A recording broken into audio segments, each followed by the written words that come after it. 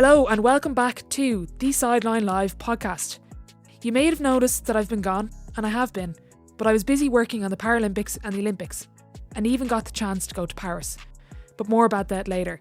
I had a brilliant time, but I'm really excited to bring back the podcast. I have loads of athletes and coaches lined up, and I'm looking forward to get stuck in over the months ahead. I'm Orla Keeling, and what I want to do is to go beyond the highlights and the big days to find out what it really takes to make it to the top of your game. I'm going to talk to people about their passion, their challenges, and the mindset that drives success.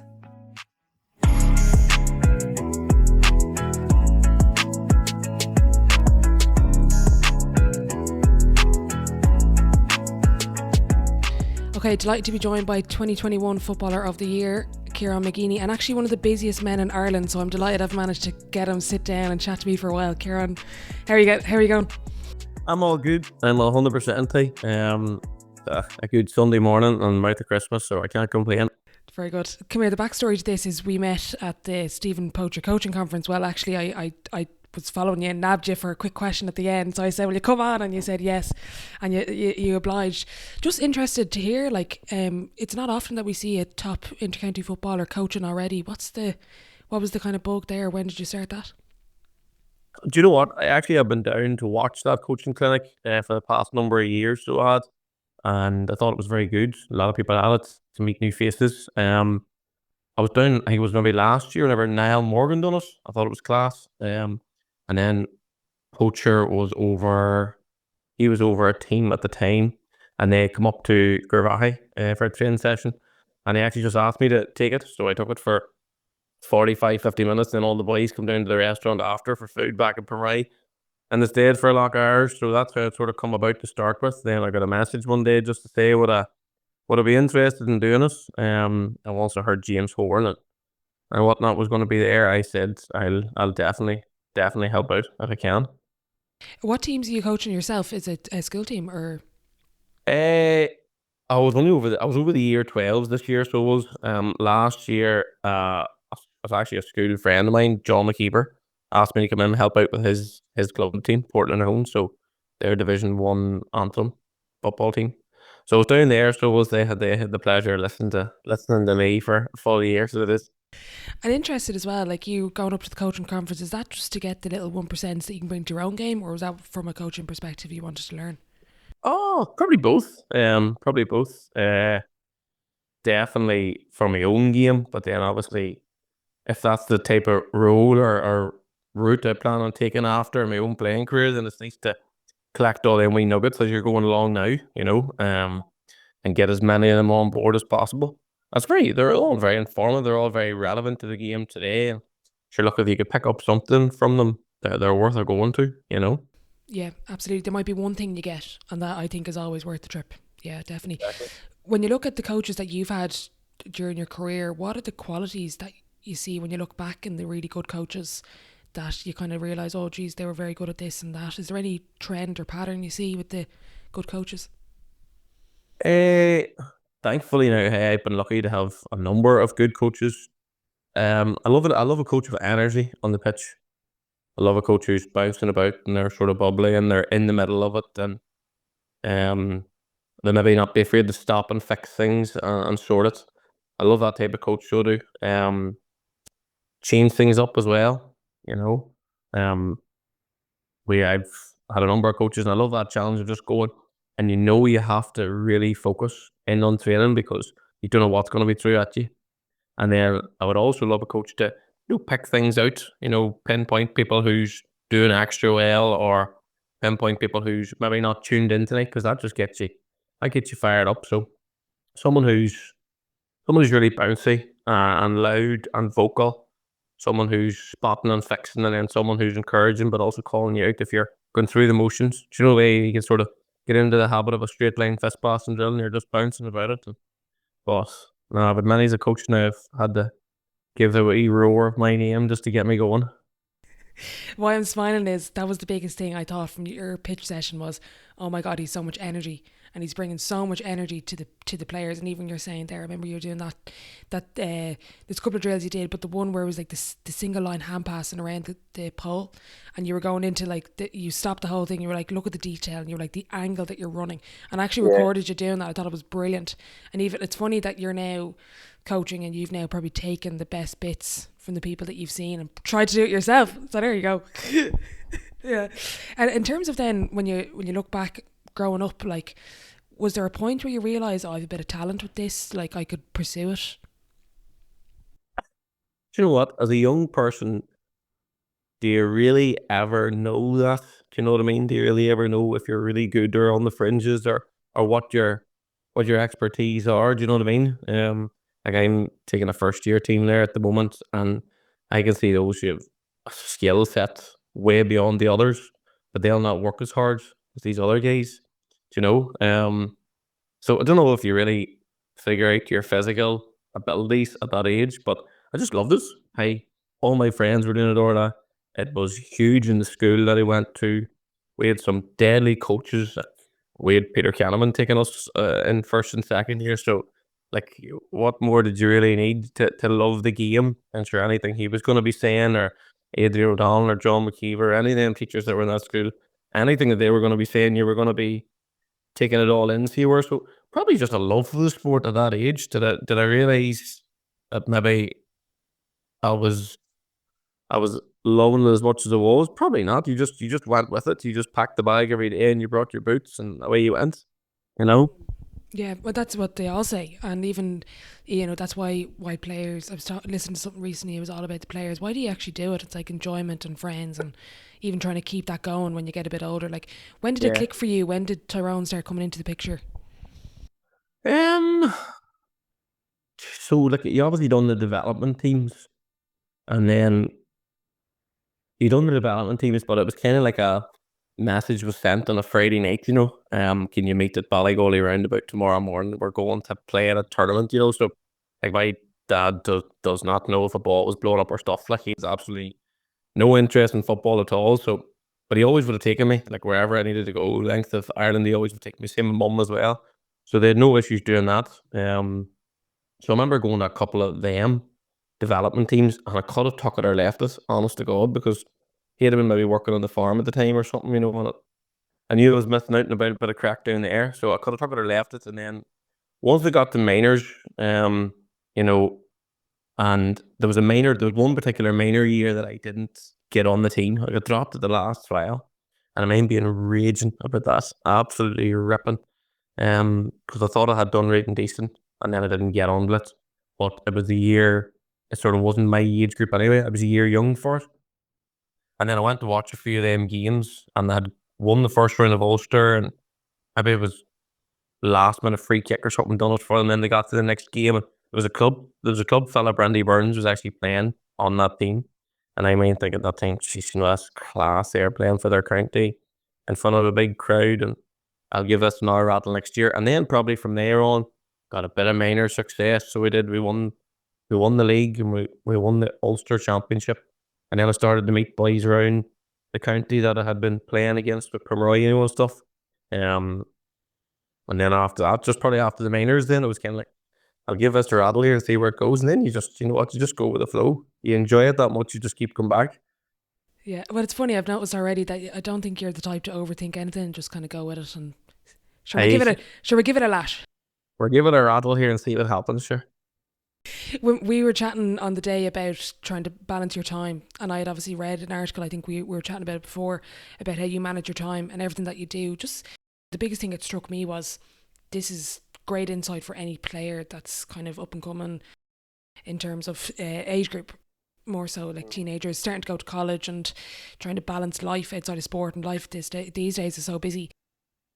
When did that stop? Kind of, when did you not find the balance? It was during college. I'll kind of, we were chatting about it on the day, but someone kind of sat you down and kind of went through it with you. Yeah. Do you know what? It was only probably until you get that down, you'll keep going thinking that you're doing okay. Do you know what I mean? Um, because I was trying to find the balance between university, football, two part-time jobs where I needed a bit of money to be able to go out whenever I was down in college and buy the boots that I wanted to and buy all the things that you needed. So it was pretty hectic, but at the time you get by. You just keep going and doing what you're doing, and you don't realize probably how your priorities are slightly wrong and you're missing out on what's actually important at the time. You're paying X amount of £1,000 to go to college and you're missing 4 of them 10 classes during the week, and you're driving back and forth to Gravahi in the car and you need diesel for your part-time job. So it was hectic enough. And then I was in St Mary's, so it was St Mary's University in Belfast. And I think it was actually a task one day. It was just to sit down and figure out, how busy is your life. And I remember doing it in a classroom with someone. I can't really remember who it was now, but there was a squad of us, and it was like a weekly calendar from, like, it was 7 a.m. right through to the evening. And I had most of these boxes filled. There was something written into each of these boxes, and I was going, geez, you know what, this is pretty full on. And then it was only at that time that one of the lecturers had sort of pointed it out, and he's saying, this is exactly what you be at here. So then I had to explain to him what it was, and we got chatting and we found out a better way to sort of lay things out during the week. Now, to say I was completely religious to the one that we had figured out would be a lie, but it gave me a stepping stone, as to what to do, which was good. It gave me something to look at. And I remember having it saved in my phone, going, right, this is what I have now. But I always would have prioritized the day, so around your studies, around everything else. And it was the same then for the weekend, and it helped. I was probably still doing as much as I had been doing before. I just knew what was coming up, what I needed to plan for, what I needed to prepare for. So having a bit of a structure in college definitely helped me, definitely.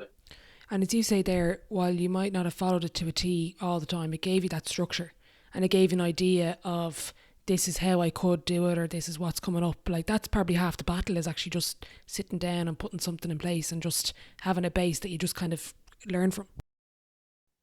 Well, I suppose it helps. It helped with your decisions then, prior to that happening. I remember there was a number of times where the buzz was up after training or after a match, and I don't want to come across real boring here to get everyone out in college, because that's not the truth. But I just remember it would have what I had on the next day would have honestly made my decision as to whether I could have done something that night or not, or whether I could have stayed out as late as I wanted to stay out. Seeing that on the schedule that I had did help, because I'm like, nah, I can't really do that tonight, but I can save it and I can do it tomorrow night. There was always a way. There was always a way around it. I wasn't ever completely religious to it, but it did determine the decisions that you made, and then obviously that was for the better too. Because you weren't missing out on anything. And how has that evolved to now? Like, I'm guessing, was that structure the same, that kind of weekly, day by day? Not exactly the 7 to 9 p.m. blocks that I've seen people do before, but how has that evolved up to now, and do you still use a similar system? Well, see, we actually, well, from 9 till 3:10, I'll follow my school calendar, or my school routine, which is something along the lines of it. You know what you're doing every 50 minutes. Who's coming next to Manny's in the class, and then sort of after that, now that we're back into the inter-county season, from about 4 to 6 is time just to get home. And now me and Louise moved in, so I have to get a bit of washing done and the dishes and whatnot, and I do all that, you see. And then head on to training. Most evenings or be doing something, or if you're not training, you're usually going to the pool or chilling out. And yeah, and that stage it's 9 o'clock, and there you go again. Yeah. How do you find it, Kieran, in terms of even putting in recovery? And I'm not just talking about the Normatec boots and the saunas and the cold plunges, but even from a mental perspective of just not being burnt out. Like, when you look at particularly the split season, it's very heavy for the first half of the year, and obviously all the pre-season stuff. How do you stay fresh mentally, as obviously as well as physically? I would have no issues, say, just going away for the night, booking away last second, or jumping on a plane last second, or going away that way. Going out with the friends is obviously a big one too. Just maybe your other hobbies. I'd like to get away any night there. during the week that you haven't got something on, you would try and do something, you know. But it's kind of difficult because see, once you're back in full time, then it's kind of hard to find that night. But I do go and do the physical recovery side of things, which does help the mental end of it. You know what I mean? I'm a member of the Club Riviera there. It's a sort of swimming pool, jacuzzi, sauna place in Cookstown, the Glamorgan Hotel. But go in there most evenings if it's quiet enough. You know, you can chill out and relax in there and catch up with a few ones. And if it's grand, that helps. The physical end of it usually helps the mental end, but if it's time to get away sometimes for a night, then I would have no issues doing that either. Yeah, No. you're on the road long enough that you can, you know, yourself and your body and your mind as well, that you can kind of. Yeah, absolutely. Absolutely. Find that balance between it all is extremely important. Make sure that you can go back on the pitch knowing that you're ready to rock. I had a great chat with a basketball player before, and we were talking about how often does he think about the game and his training. How often, when you're in the peak of your powers as an intercounty football, or intercounty footballer, how often do you actually think about football every day? Do you know what? They're a right bit of the day. And I'm not gonna lie, with these new rules that be floating around my head a bit more, thinking, how can we find a loophole around that, or how can we bypass that rule? Um, no, so I suppose if you're at training or you're being introduced to all this stuff and matches will soon be taking place, and it does. Like I can remember for even last year, like you're coming home and you're constantly running things over in your head about how we could have done things better, or geez, that worked really well there. You spend a lot of time thinking about it. Now, whether that's a healthy obsession or not, I have no idea. But um, I would spend a right bit of time, but not to the point where it would be annoying me. Do you know what I mean? I'd be able to park it and let it go, and then see what way it goes from there. Yeah, yeah, exactly. I was there when I sent you the questions list. I put down football extremist more as a reminder to me. You're probably like, "What is Orla going to ask me about this?" But I was chatting to Andy Moore, and I think we recorded maybe a year or two ago, and we were talking about being all in and being all in as a footballer. And I was only recording with Gary Sice during the week, and he had the term football extremist. What I was chatting to Andy and Gary about was being all in on football and football being the number one. And generally, as an intercounty footballer, when you have a player of at a certain level, they've gone through a period of life where football is the number one.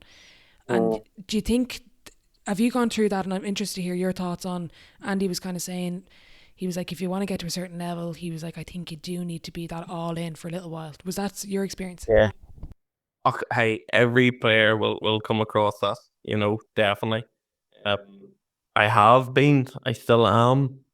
Um, and I suppose as you get older in life and your priorities change with, kids or whatever it is, that maybe some things do have to take a back step. But when you're all in, especially when it's during the season, you have to be all in. You know, when it starts, and that's it, and it's on. And I often hear these there, even last year, just ringing them, just her saying, "Oh, you haven't got thin the night again," and that's it. You're gone. Like you have to be all in. See, you do. But it's good. It's good to be all in. So it is. It means you're not a passenger. It means you're not just on for the ride, or was it to say there for the free kit, or there for the year. You're there to push everything in the correct direction and try and be as successful as you can collectively as a team. It only takes one kink in the armor to sort of weaken the defenses. So it's important that if everyone's there, and I love that locking in. Do you know what I mean? Once it gets going and everybody locks in, and everybody all over Ireland and every county would be the exact same. They lock in. That's them. They're on for the year. So Andy Moran's completely right. You look at him. He was a prime example of being locked in and doing it for the jersey. When you mentioned lock in, the flow state comes to mind. If you experience flow state a lot in your career, or is it something that I get the sense, again, you're not really overthinking it, you're just like, right, we'll go out and play, and anyway, but is flow state something that you've experienced a lot? Suppose it is. Different times of the year would be different ways in which it would come apart. Um, It's not really something I massively come across, to be honest. But as you say, if you can figure out that I'm a happy-go-lucky sort of guy and just join in, who's the people around you have a lot to do with what way you react. You know, if you're going to somewhere and you're happy to be there, that's half the battle. If you're going and you don't want to be there or it's a challenge, look, you're safer off staying at home. Do you know what I mean? And that's got a lot to do with the people around you and what they're asking you and what you're chatting about. And is it, are you getting on naturally together? It's all part and parcel of it too. Yeah, and as you say, the environment's so important. Do you think when you get to your level of the game and everyone's on a pretty much the same physical capacity, is it more of a mental or a physical challenge in a match and to go on and win the All-Ireland and win Ulster titles? It's a very good question. As you say, everybody is on more or less the same physical level now. You know, obviously there's mad physical freaks out there, especially in our team. I know some of them as well. Like we could run all day or lift all day, but everyone's not far off the same level. So the mental end of it is huge. You know, can you cope in the moment? And hey, I ain't no expert at it here. I've crumbled on more big occasions, so I'm sure I'll fall again before my career is over. But you need to get back up from it, and you recover from it. Don't shy away from it, type thing. And then I seen that question that you'd sent me just about what it takes to win. In that moment, you never really know. It's only on reflection that you look back and go, "Geez, you know what? I did do that, or that's the way I was going on, or I had a real close connection with that player that year." And then you can maybe see that being a reflection on the pitch. But it's probably not till after when you look back and then you think, that's one of the reasons why we maybe reached where we reached. You know, but it's a huge mental thing.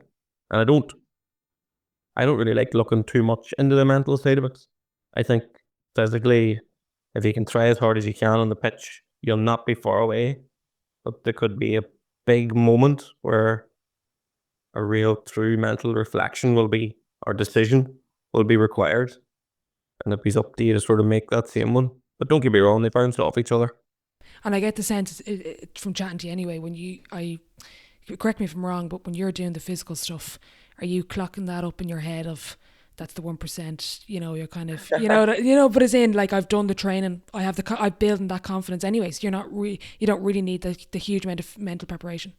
No, absolutely not. I've heard a number of different sayings about that before. There's hate in the shades. There's money in the bank. Where you know you've earned your tokens. So every run you do, Orla, from 13 to 13, you be counting it. You do.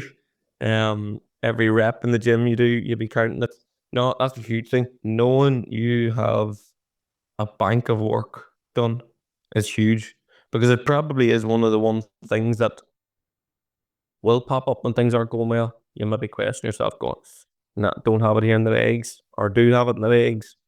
And mentally, you can tell yourself possibly that you do, but the mind can only do so much. So it can't get the legs going if they're not there. So they can't. So not having that bank of work done is massive. It really helps you in the pitch, you know. When you interesting, you brought up kind of what does it take to win. I asked the same question to a number of the Dublin senior ladies football team last year with work. I was in following them for a week. Amazing insight. It was brilliant.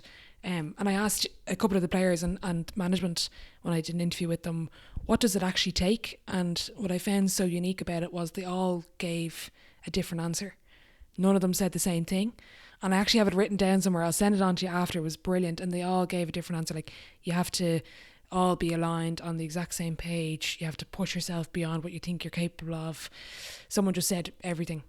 They didn't even say anything else. It just takes absolutely everything. What does it? Like, what the connection piece, the mental piece that you mentioned, what are the other aspects that you've seen, do you think, that it takes to win? Or again, are you something that you're just not really overthinking right now? No, there's a number of things. Obviously, positive mindset from day one about your involvement in a team and what you can bring to it.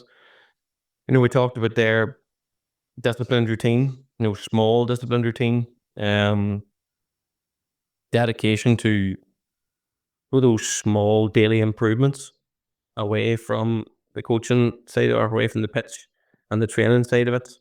And then obviously when you're there, you're emptying out, you're locking into whatever's being done in the team. There's a number of aspects. So there is like inter-county setups, a very challenging environment, but a really good environment. Do you know what I mean?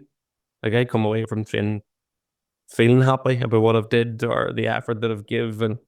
It nearly, if you're not going through the motions, you're there till enjoy it, try your hardest, give that 1% in the correct direction, and see where it takes you. And there's everyone does it. Not everybody wins, but if you can find some sort of relief or settlement in your effort and everything you're doing to help your own life and whatnot, it. Not that I was ever crazy in uni, but just come back to that question again. It keeps you in the straight and narrow. We were going up the road to Gravahi maybe twice, 3 times a week, So there was twice, 3 times a week, or I wasn't going out directing Egypt or, doing something. I was way up the road to there, and that was rewarding in a sense. But no, to be in there and to be successful, as exactly them Dublin 80 said, everything in, locked in, give it all, be a positive, good person, share your knowledge, show your talent type thing. Yeah, brilliant. I was going to ask you about the internal dialogue you have in a game, even when, let's say, the chips are down and momentum is the other way. What's your internal dialogue like, and even in terms of switching momentum in a game? And just interested to hear your thoughts around all that. Games can change very, very quickly, Orla. That's one thing I remember a manager telling me. That games can change very, very quickly. A period of 3 seconds, a block, a turnover, tackle, breaking ball, like that can all just flip the switch on a game so quickly, when the chips are down. And probably, going back to whenever, well, still even now, but teams are training for it now. Teams are training and they're actually being put into game scenarios now where you're a point down or you're 2 points down and this is your last attack. And, they're getting an opportunity now to do that, which is class. That's really well thought of. But my language would be try that wee bit harder. Just, I like to get on the ball straight away whenever something like that goes wrong. Just how influential can I be? Try and get my hands on the ball and make something happen. Bounce off people around the pitch. If there's a talent in your pitch that's gone a wee bit quiet, but that in 3 seconds they could change this game. Just get at them till nearly lift the team, get going here, go get the ball. So try to remain positive, try that wee bit harder, and try and make something happen. Yeah. And it's interesting you say get on the ball. I remember during lockdown, I must have been losing my mind. I watched the 2017 All-Ireland Ladies Football Final, and I remember Noelle Healy won Player of the Match. And I was trying to make a point with the player I was chatting to or coaching at the time. And I actually watched the whole game and did a stopwatch for when Noelle touched the ball. And it was about less than 2 minutes, I think. I have the exact number somewhere. And what I said to the player then was, if Noelle Healy, she didn't really score much either. And I said, if Noelle Healy won Player of the Match in an All-Ireland football final, she didn't really score and she only had the ball for less than 2 minutes. What does that teach you? And she was like, yeah. And she was like, okay, yeah. And she was like, she got it. She was like, everything I can do off the ball. So I'm interested to see that when you're saying when we need momentum, it's like, get on the ball. And even you kind of taking that responsibility of, right, let's kind of take the shackles here and go at it. Yeah. No, big time. Sometimes it's not all about the goals that you've scored or the points that you've kicked. There's other aspects of your game that are huge, and I often look at our man markers right up throughout the year who just didn't get the rewards or respect that they deserve for the players that they were marking, to keep them quiet. A job that I would just hate to do completely would be to run after some of them players and try and keep them quiet. And then after the game, you're sort of the man of the match or something's going to different ways, and I'm thinking like there's someone there who's just been incredible all day, kept that person quiet. So there's definitely there's definitely a reward for those on the pitch who do so much in other ways, you know. Definitely. How do you find when you're reflecting back on a game and being critical or self-critical, how do you balance self-criticism and reflection? Is it something that you've found a balance with over the years? Probably I'm laughing here because I'm critical enough of myself now, so I am. But in a good way, I can park it then, afterwards. So I can, but I think that's a good thing because it gives me a bit of a buzz to then get straight back out onto the pitch and get correcting what I did wrong, whether it's a chip pass or whether it was getting a sidestep or a tackle or committing a foul or something like that, where you can get back onto the pitch and you can work on it straight away. But no, it's good to be like that. It's good. It's good to find the balance in it. Obviously, don't be too overcritical. Obviously, there'll be a lot of things that you did do well in a game. Um, but it's Tara how you just look for the wee things that you didn't do so well, and then you're always pinpointing them. I think it gives you the wee urge to get back out and correct them the next day. I'd be tight enough on myself even at this stage. So I would, just in terms of, I've done it 101 times. How could I not have pulled that off? Perfecting your skill level. But no, find the balance in it. Find the balance in it's good.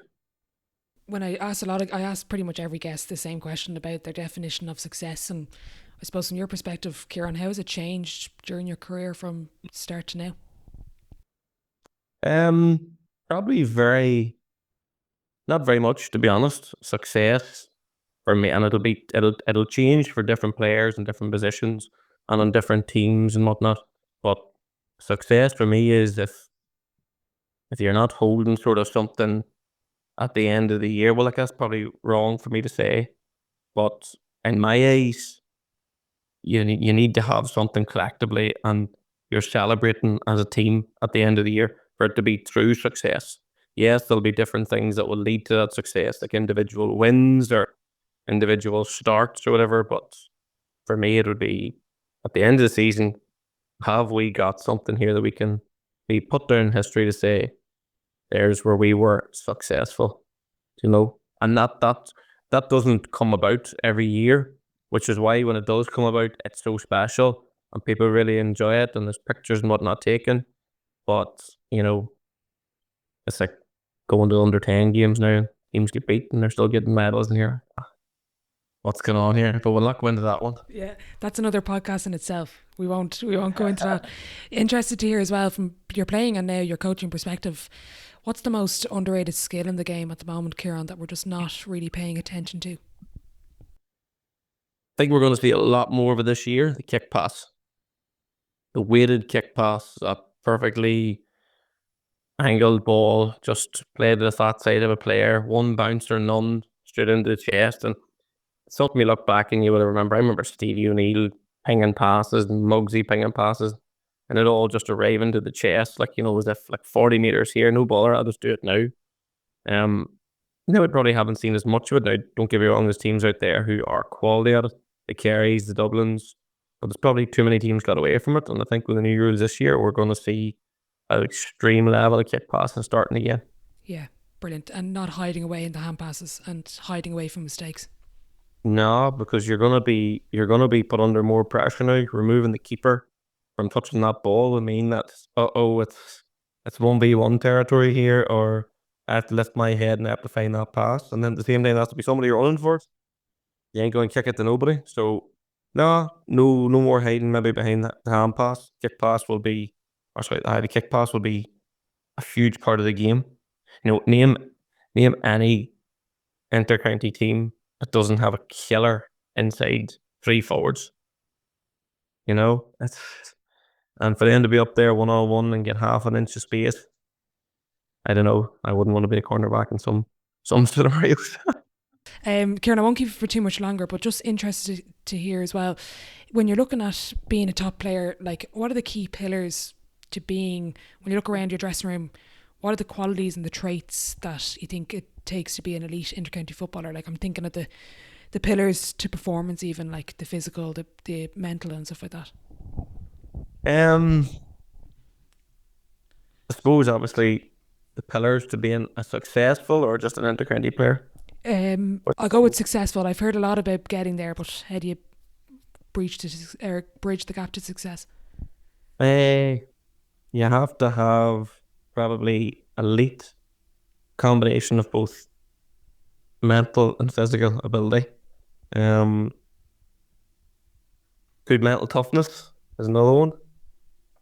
Required just for the moments of staying focused or staying motivated when the chips are down, or it's a wet, windy Wednesday night and you have to go and run 13 to 13 300 times. Um, Resilient, be a good be a good teammate is a good one. Not everybody arrives to training on the same scale. Some boys have had tough days at work. Some boys are having challenges at home. Some boys are just down in the dumps. So be a good teammate is obviously another one. Um,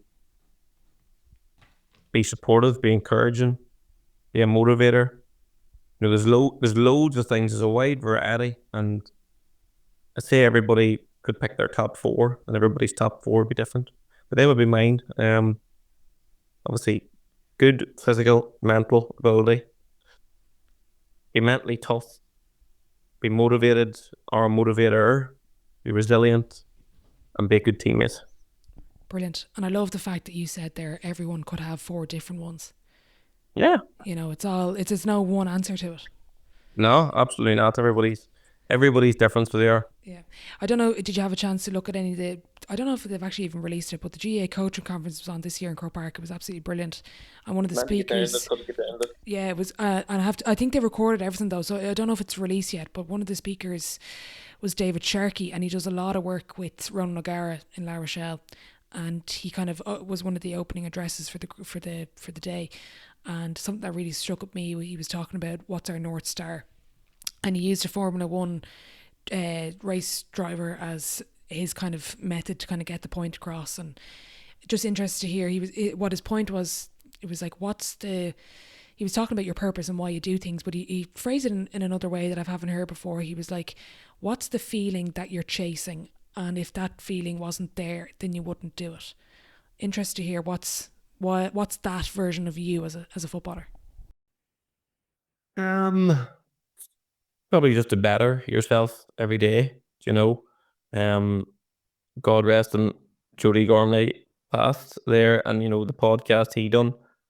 And when he was asked what would he like to be remembered for, he just said, "I would like to be remembered for just being a bit of a sound fella, being a good man who tried to help people." That really touched. Like that was like, whoa, this man's really successful, and that's what he was looking to be remembered for, which was key. What would you? Don't know. It's a tough one to really. Sorry, it's a heavy one as well for a Sunday morning now. No, it is. It's a good thing I've had my coffee in me, so it is. Probably just being as good a teammate as I could have been. Trying as hard. I'd like to be remembered on the pitch as someone who never give up, play their best, give it their all, play the shirt to their back, died in their boots type thing. And he was a good teammate as well. We could have chatted to. No problem. Yeah, brilliant. I'm going to move on to the sideline 7. It's the same 7 questions at the end of every episode.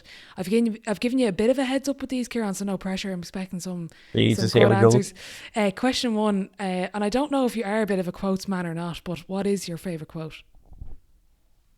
They say we wouldn't have it. I was going to say that one. I can't put on that bar at all. What would be a good quote? Let me think now. Winning isn't everything, but wanting to win is. Go that one. Brilliant. Who said that?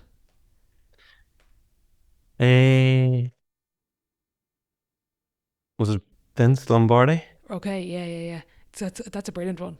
And as you say, goes back to kind of everything that we've spoke about in the episode of chasing and pursuing and excellence. Yeah, brilliant.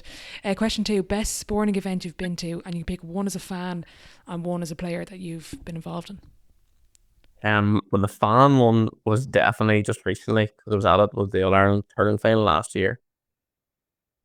Mental. Crazy, crazy, crazy. And what a game. Got the extra time. It had everything you wanted, so it did everything. Um and as a player, 2021 Tyrone beat Kerry just was a crazy one. So it had everything, so it did, but it was a nuts one. Absolutely nuts. Yeah.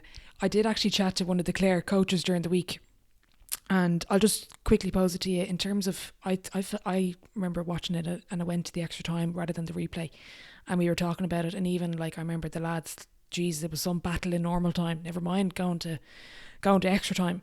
What's your thoughts on games not being a replay? Uh don't know. I think it's a true it's a true push. Shows character and teams that have reached the final whistle, legs are hanging off you, mentally you're mowed, and you have to go again. Do you know what I mean? Um, it's tough on teams. I think it shows how strong your panel is as well. You have to do that because the liable thing is that the same 15 players will be fresh and ready to go again for the following day. While you might have to draw upon those that weren't lucky enough to get starting to come in a big game moment and show their mental and physical abilities. And sure, what better time to do it? But you want to be playing, so what better time to do it? So I don't know. I like the extra time. Yeah, yeah, it's interesting. We Shane, the Clare coach, during the week, we were saying he didn't know either, but it was kind of all the outside noise, with the banquets and all the stuff. If you were to go to a replay, it just puts that all into havoc Yeah, because you've yeah, organised and even holidays and different things like that. So I yeah. think it's going to evolve. I think in the next couple of Mm. seasons. So it'd be interesting to see. Kieran, what's the biggest setback or challenge so far you've had in your career, and how did you react to it? Thankfully, hey, I've only had a couple of injuries, so I have touch wood, that I don't get any more. But I had a double hernia operation last year. Started last year. Sorry, I started last. Well, let's say I started last year's season. I mean, it was in around December time. It was actually the 5th of December last year, and it was tight to try and get back onto the pitch and be physically ready for championship time. And I didn't. There was times I didn't think it was going to happen, and times it was weak and it was sore, and I was thinking, is this even worth it? But no, I got there, and they end up listening to the expertise up in and around the camp in terms of the medical team and got over it. But at the time, it was tight, so it was. Mine came out of the clinic in London, facing the ground, not knowing I couldn't even stand up straight. Honest to God, I was hinged at the hip. And Louise was directing me left, right. Come on ahead, walk this way. I was thinking, oh, here, I'm never getting back for the National League here now. Like, not a chance. But hey, time's a healer, and I got there. Brilliant. On the flip side, then, what's your biggest achievement so far, on or off the pitch? Go with on the pitch. I've been lucky enough to have a bit of club success. It's been class. There's a number of ones there because I could mention the club with a brother and best friends. I'm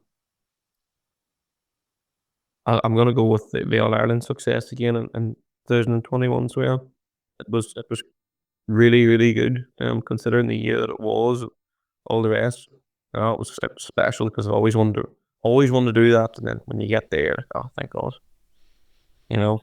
It's more relief then. People say it's more relief nearly at the Well, end. that's true Yeah, too. yeah, yeah. Looking back, what advice would you give your 18-year-old self? Uh, 18-year-old, definitely always wanted to do what we did. Stay patient, trust the process, never lose sight of those small or large goals that you have. Brilliant. Question 6: who would be your dream dinner guest and why? And you can cheat and have a dinner party because everyone just seems to do that. Um, dinner guest, dinner guest. Gonna go with someone again who's real positive.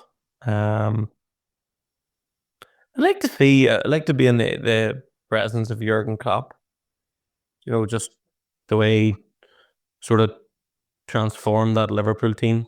Um, how positive he was, how the fans loved him so much. Even in interviews, how he come across. Maybe get a 1-to-1 with him just to see what what sort of way he comes across now. He seems like a very interesting, positive, motivating guy. Yeah. It'd be interesting to see if there was ever a camera in his. Do you know the way they kind of do the all access kind of seasons? That would have been good. His would have been class. Yeah. I just get the feeling. Yeah. Final question before I let you go. If your life was a book, what chapter would this be called? I